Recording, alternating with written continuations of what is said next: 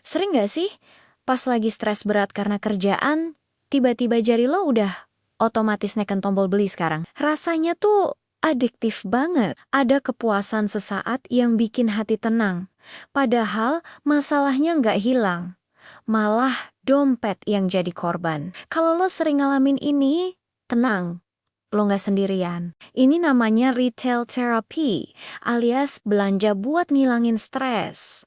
Tapi, ini jebakan Batman lo. Makin sering dilakuin, makin berat beban pikiran lo, dan hidup malah jadi tambah berantakan. Di video ini, kita bakal bedah tuntas kenapa otak kita bisa segitu gampangnya lari ke belanja pas lagi tertekan. Gue bakal jelasin sains di baliknya, gimana dopamin, si hormon kebahagiaan, bikin kita kecanduan belanja impulsif. Gue juga bakal kasih 5 cara sederhana, tapi super efektif buat ngelatih ulang otak kita. Jadi, lo bisa berhenti dari siklus stressful and just stress ini. Metode ini bukan cuma soal nahan diri, tapi beneran mengubah pola pikir dari akarnya. Cara pertama, kita akan belajar membangun kesadaran diri. Lo harus tahu dulu, apa sih pemicu stres yang bikin lo pengen belanja? Apakah bos yang nyebelin?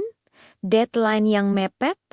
Atau mungkin rasa kesepian? Dengan kenal pemicunya, lo bisa antisipasi sebelum keinginan belanja itu muncul. Kedua, ganti pelarian lo. Otak butuh pelepasan, tapi nggak harus dengan belanja. Coba deh ganti dengan aktivitas lain yang lebih sehat. Misalnya, jalan santai di taman, dengerin musik favorit, olahraga ringan, atau bahkan meditasi 5 menit. Awalnya mungkin aneh, tapi lama-lama otak lo bakal terbiasa. Ketiga, buat jeda belanja. Pas hasrat belanja muncul, jangan langsung diturutin.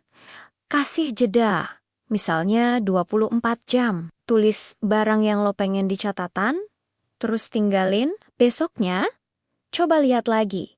Masih pengen nggak? Seringnya sih keinginan itu udah hilang. Ini cara ampuh buat misahin antara kebutuhan sama keinginan sesaat. Keempat, visualisasi tujuan finansial lo. Mau liburan? Mau beli rumah? Tempel gambar tujuan lo di tempat yang gampang dilihat. Jadi, setiap kali lo mau check out barang nggak penting, lo bakal inget ada mimpi lebih besar yang harus dikejar. Ini ngasih motivasi kuat buat nahan diri. Terakhir, yang kelima, hargai progres kecil lo. Berhasil nahan diri nggak belanja selama seminggu? Kasih hadiah buat diri sendiri, tapi hadiahnya jangan belanja lagi, ya. Bisa dengan nonton film maraton, masak makanan enak, atau sekadar me time tanpa gangguan. Ini penting buat nguatin kebiasaan baru lo. Ingat, tujuan kita bukan buat jadi anti belanja sama sekali, tapi supaya lo bisa mengendalikan keinginan, bukan dikendalikan sama keinginan. Biar hidup lebih tenang, finansial lebih aman, dan mental lebih sehat. Kalau lo merasa video ini ngebantu, jangan lupa like, komen, dan subscribe ya. Terima kasih udah nonton dan bye-bye!